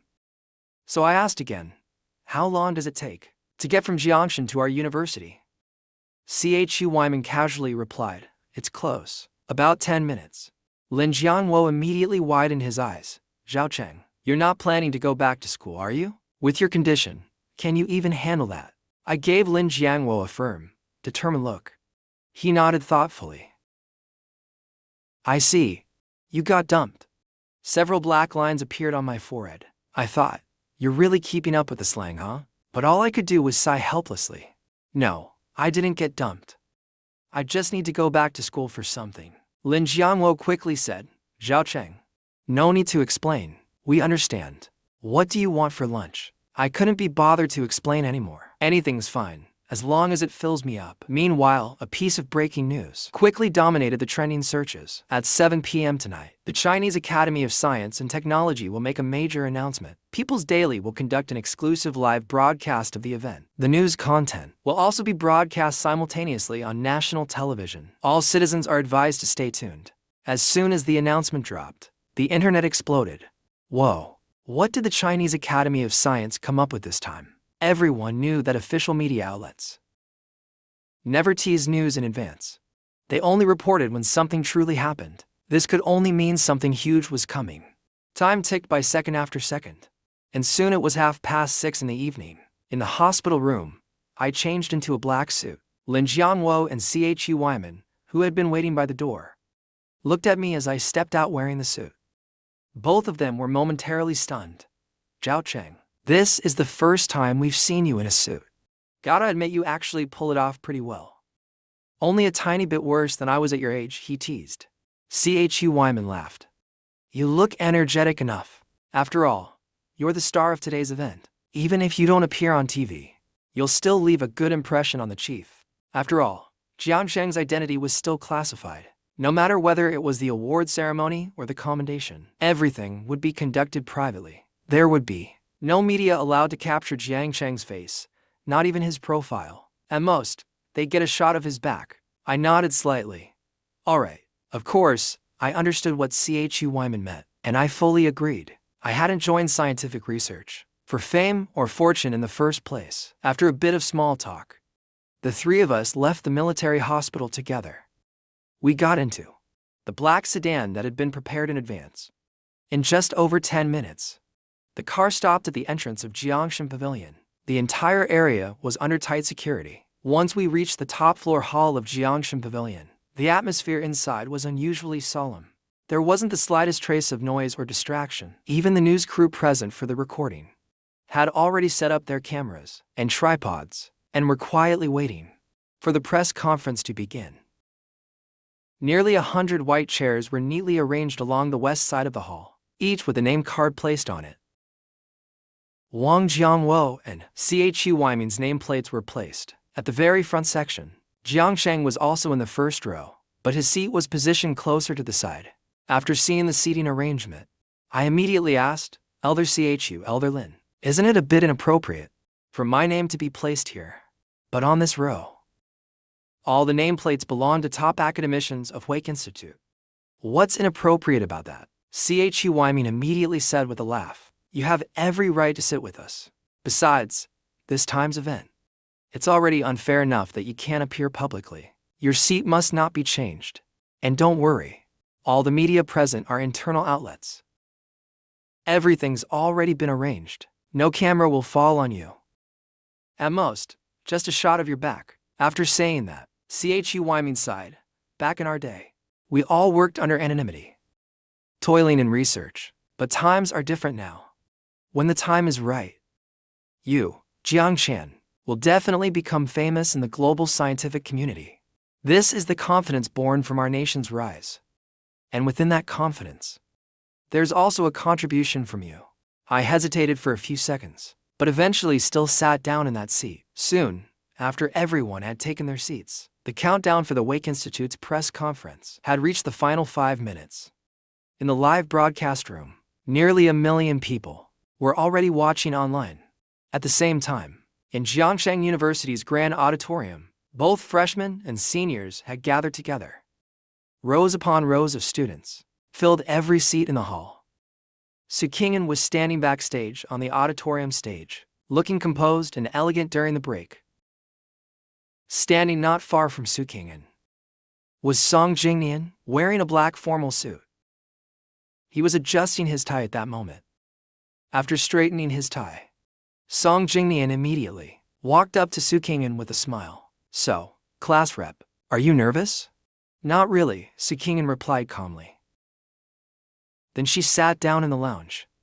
On her own chair, she casually picked up her phone and started playing with it. Seeing this, Song Jingnian was slightly stunned, but the next second, his gaze became even more determined. Tonight, he was determined to confess successfully. Su Jiyang and the others were sitting in the auditorium seats. The 3 roommates whispered among themselves. I say, the third one won't be late tonight, right? The third one just texted that he's already on the way. He'll definitely reach the school auditorium before 8:30. Meanwhile, over at the Wake Institute, time was ticking away, minute by minute, when the clock in Kyoto struck exactly 7 p.m. In the live broadcast room, countless people in front of their TVs and screens were waiting eagerly for the press conference to finally begin. The broadcast channel opened instantly. On the TV screen, the live image of the press conference appeared. The first thing that came into view was a man with gray hair. He was Wang Bin, the current spokesperson of the National News Administration. Good evening, dear audience and media friends. Welcome to the Wake Institute's press conference. The next second, countless flashes went off, and various cameras began frantically taking photos of Wang Bin's speech.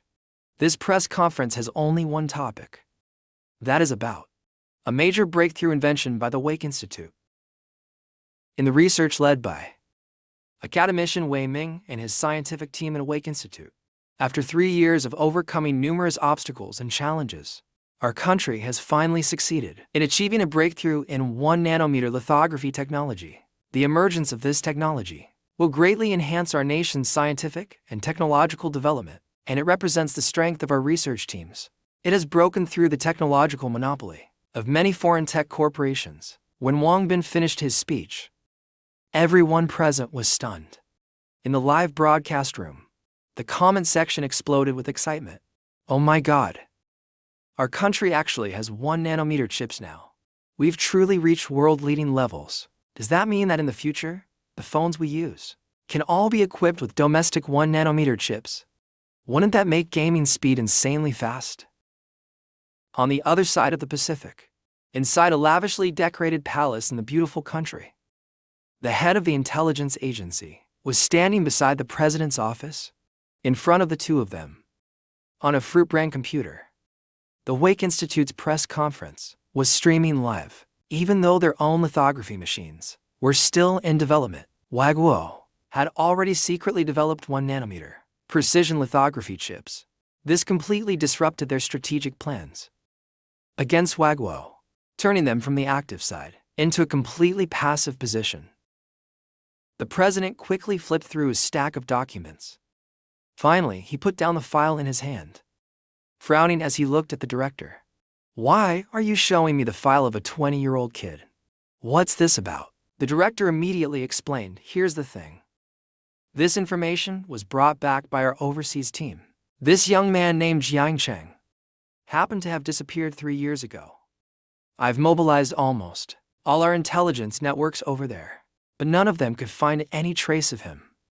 It's as if this young man vanished into thin air. Until about a month ago, he suddenly reappeared in the public's view, and the most crucial part is, just 1 month after he disappeared, Wagwo announced that they had successfully developed the 1 nanometer lithography machine. So I have every reason to suspect this young man must have participated in the 1 nanometer lithography machine research project. He might even have been responsible for some crucial steps." A cold gleam flashed in President Wen Yan's eyes. "Then go investigate him for me. If it really is him, you know what to do." On the other side, at Jiangshan Pavilion, after Chu Weiming finished introducing the chip, the entire internet erupted in excitement. "Good heavens, aren't these data way too insane?"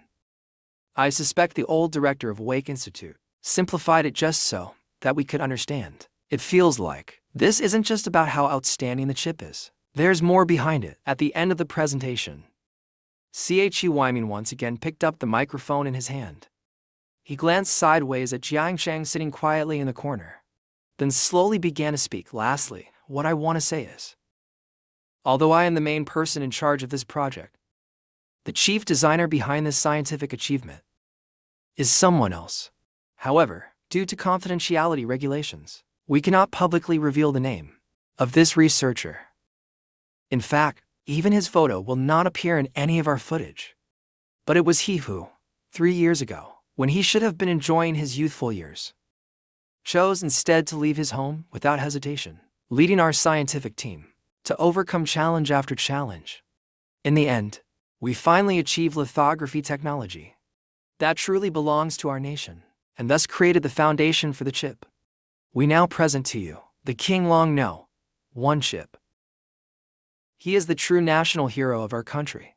Here, as the president of Wake Institute, I sincerely thank this outstanding researcher, and also express my heartfelt gratitude to all the other silent and hidden contributors behind our latest achievements. Thank you for the immense contributions you've made to our country's scientific research. The honor we stand here with today belongs to all of them." As soon as Chu Weiming said this, the live chat comments instantly started scrolling rapidly. What does that mean? The person who developed the lithography technology, it must have been someone else. 3 years of silence, and they'll continue to remain anonymous in the future. They're the true stars we should be admiring. Our real heroes. Salute to those scientists who hide their names. Highest respect to them. Nothing more to say. Respect to all researchers. One particular comment scrolled across the screen. "No regrets being born in Wagwo. May I still belong to this land in my next life." The next second, countless identical comments filled the live broadcast screen. Soon, the press conference ended. Chu Weiming walked up to me. "Zhao Chun, let's go. The chief is already waiting for you in his office." I froze for a few seconds. My heartbeat suddenly began to quicken uncontrollably. I'd stayed in the research base for 3 years and met quite a few high-level officials, but most were from the scientific field. Meeting the chief himself, this was a first. The next second, I smiled and nodded. Following Chu Weiming out of the banquet hall, we arrived at an office on the top floor of Jiangshan Pavilion. It was one of the chief's private offices. Inside the spacious room, a bright red carpet covered the floor. Yet the furnishings were extremely simple. An elderly man with a weathered face was sitting beside his desk. In front of him lay a red honorary certificate and a delicate sandalwood box. After heartwarming led me into the room, the old man slowly rose from his chair. When he saw the young Jiang Cheng before him, he was momentarily surprised. But soon, he smiled warmly. He walked forward, extended his hand, and said, "Academician Jiang, seeing you in person truly surpasses all I've heard. You are the future of Wagwo. The future of scientific research will depend on young people like you." I nodded slightly. "I've only done what any citizen of Wagwo should do." The old man laughed heartily. "Well said. What a fine example of a Wagwo citizen's duty. This time, you've made a tremendous contribution to our nation." The old man released my hand and smiled warmly. "Your 1 nanometer lithography technology has truly solved a major problem for us. From now on, our country will no longer have to depend on the whims of other nations in chip technology. This is all thanks to you." I smiled modestly. "The lithography technology, I merely proposed the theoretical framework. The credit belongs to the entire research team. Without them, I could never have accomplished it alone. You're far too humble," the old man said with a laugh. Then he returned to his desk, his expression gradually turning serious. "Comrade Jiangsheng, on behalf of the Wake Institute, I now announce your reward." My expression tensed immediately. The old man looked at me and began to speak. "For Comrade Jiangsheng, as the chief designer of the project, who has worked tirelessly for 3 years, leading our research team to achieve a breakthrough in 1 nanometer lithography technology and making great contributions to the nation, we hereby award Jiangsheng the Wagwo Highest Science and Technology Prize and promote him to the honorary title of Senior Academician of Wake Institute." The old man slowly stepped toward Jiangsheng, handing him the honorary certificate. "Zhao Cheng, take it. This honor is rightfully yours." I nodded firmly and accepted the certificate with both hands, solemnly. The old man then returned to his desk again and lifted a medal from the box. He continued in a serious tone, "In addition, in view of Jiangsheng, Comrade Jiangsheng, for your outstanding contribution to Wagwo, on behalf of the organization, I hereby award you the Wagwo National Merit Medal. I hope that in the future, you will continue your efforts and help raise Wagwo's scientific research to even greater heights." After saying that, the old man slowly pinned the red medal onto the left side of Jiangsheng's chest. Then he helped straighten Jiangsheng's attire. After a moment, he looked at me earnestly. "Zhao Cheng," he said, "this ceremony may have been a bit humble for you, but when the time truly comes, I will personally present your award before all the people of Wagwo." I nodded firmly. After bidding farewell, I left the top floor of Jiangshan Pavilion. In the corridor, I raised my hand and glanced at my phone. It was only a little past 8. I got into the black car waiting anxiously at the entrance, and it immediately sped off toward Jiangsheng University. In the grand auditorium of Xincheng University, Su Jiyang was getting restless. "What's going on with Lao San? Didn't he say he was already on the way? The gala has already started. Why isn't he back yet?" But the next second, Liu Yu suddenly looked up and said, "Lao San just replied in the dorm chat. He said he's on the way, and will definitely be here within 10 minutes. Su Jiyang finally let out a sigh of relief. But just then, Liu Yu couldn't help but say again, "What's going on now? Look, the class group chat. The counselor just sent a message. She said the girl from our class, who was supposed to perform, she suddenly felt unwell, so much that she had to go to the infirmary. Looks like she won't be able to go on stage. The counselor's asking if anyone in the group can play the piano. Can any of you play the piano?" Su Jiyang and Su Mingdong both shook their heads. "Nope, not at all." The next second, a message appeared in the class chat. "From Jiangsheng, I can take her place on stage." Immediately after, I sent another message in the dorm chat group. "How much longer until our class's performance starts?" Su Jiyang thought for a few seconds. "About half an hour," he replied. "All right, I'll be there soon." I opened the car door, told the driver briefly, and quickly ran straight to the entrance of the auditorium. When they saw me appear in a suit, Su Jiyang and the others immediately gasped, "Whoa. Lao-san, you're finally back." Su Mingdong even gave me a quick once-over from head to toe. "Where did you get that suit from?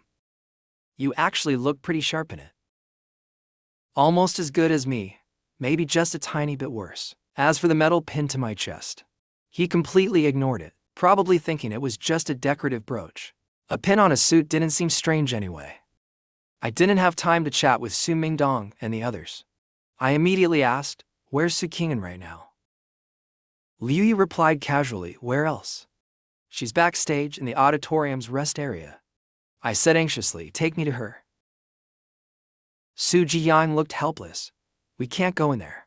Only performers are allowed backstage." "Wait," Su Mingdong chuckled, "we can't go." "But you can." "Lao-san, I didn't know you could play the piano." I nodded. "I learned when I was little." Su Jiyang clapped his hands immediately. "Then what are we waiting for? Let's go. Let's go." Inside the rest area, Su Mingdong approached the senior student in charge of the performance schedule. Smiling politely, "Senior, I'm really sorry, but could we trouble you to let us change our piece?" The senior immediately looked impatient. "What's going on with you guys? Changing performers right before the show. And now you want to change the piece too? If every class acted like yours, how would this welcome gala even continue?" "Senior, we're really sorry." Su Mingdong bowed repeatedly, apologizing. "It's just that the new song, our replacement performer isn't too familiar with it yet. Please, just let us change it." The senior said coldly, "Where's the new performer? Let him come talk to me himself." Su Mingdong scratched the back of his head awkwardly. "Our dorm's Lao-san isn't very good at talking.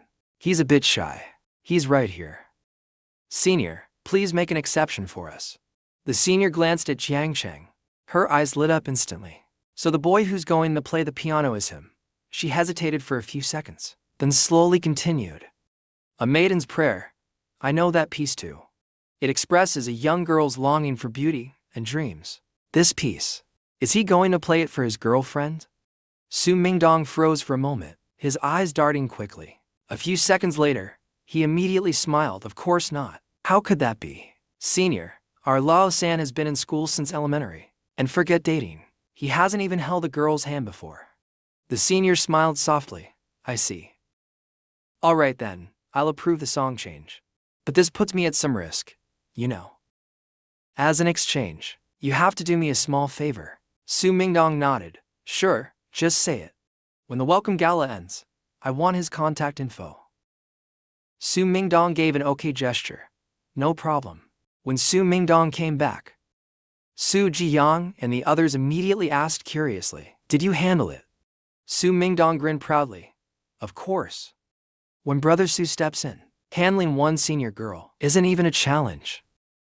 Su Jiyang asked, "How do you manage it?" Su Mingdong smirked. "We made a deal. That senior girl's got a crush on our Lao-san. In exchange, after the gala's over, I'll give her Lao-san's contact info." Su Jiyang and Yu Yu looked at Jiang Cheng in surprise. "Whoa, is that really okay?" But then Su Mingdong asked, "Lao-san, why did you choose that particular piece anyway?" I replied slowly, "Because I once promised someone. Back in high school, at the school's sports festival performance, I was supposed to play it for her. But before the performance even began, I transferred schools." Su Mingdong thought for a moment. "That person is Su Qing'an?" "Senior Su." I nodded. "Yes." Half an hour passed quickly. Su Qing'an and Song Jingyan received the revised cue cards. Cards in hand, they prepared to announce the next act for Class 1 of the conservatory. Reading from the new card, Su Qing'an looked down. And when her eyes landed on the name written there, she froze completely. Her mind went completely blank in that instant. Song Jingyan glanced at her from the corner of his eye. "Class rep." "What's wrong?" Su Qing'an took a deep breath, shook her head, and with a trembling voice said, "Next, let's welcome Jiang Cheng from Class 1 of the conservatory, who will bring us the piano piece A Maiden's Prayer." As soon as she finished speaking, Members of the student council came forward backstage, moving a piano from the side of the stage to the center position. The senior in charge backstage walked over to us immediately. "All right, Junior Jiang, it's your turn to go on stage." As she spoke, the senior smiled at me and made a cheering gesture. "Good luck." I nodded slightly. Then I slowly walked out from the backstage lounge, stepping up the stairs one by one, until I stood atop the stage. My gaze fell deeply on Su Kingen, who stood on the opposite side of the stage, expressionless. Then I quickly stepped forward into the spotlight. After a small polite bow, I sat down on the long piano bench. The spotlight above the stage shone directly down on me, on the large screen behind the stage. The camera angle captured the side of my face. A wave of cheers erupted from the girls in the audience. Girls, look, the guy on stage is so handsome. He's one of this year's freshmen at Jiangsheng University. He's just a handsome. Oh my God. Within 3 minutes, I want to know everything about this guy. At that moment, the sound of Jiangsheng's piano slowly filled the hall. At the side of the stage, Song Jingmian noticed Su Kingen's emotional change. He quickly asked, "Class rep, what's wrong?" Ever since that freshman named Jiangsheng came on stage, he had noticed something was off about her mood. Su Kingen shook her head. "It's nothing." She lifted her head slightly, and her gaze met mine immediately. Instinctively, Su Kingen's eyes began to dart away nervously. I sighed softly in my heart, then slowly withdrew my gaze, focusing back on my performance. When the piece finally ended, I stood up slightly and walked to the center of the stage, bowing politely to the audience below. Then I turned to the side of the stage, looked deeply at Su Kingen one last time, and slowly stepped down from the stage. Su Kingen quickly composed herself and went up on stage with Song Jingmian to announce the next act. After finishing, she turned to Song Jingmian and said, "I need to go backstage for a bit. If I don't make it back in time, you handle the next introduction alone." After saying that, Su Kingen stepped off in her red high heels, dragging her long dress, and quickly chased after Jiangsheng. Just as Su Kingen reached the backstage hallway, I grabbed her right hand. "Come with me for a moment." Su Kingen didn't resist, her face expressionless as I pulled her into the hallway outside the lounge. As soon as the lounge door closed, Su Kingen forcefully shook off my hand, breaking free from my grip. She glared coldly at me. "Jiangsheng, are you done making a scene? You disappeared without a word 3 days ago, and now you suddenly show up again, even performing on stage like nothing happened. What did you pull me out here for? You think this is funny, don't you? Or do you just want to see how miserable I've been these past few days?" I looked a little guilty.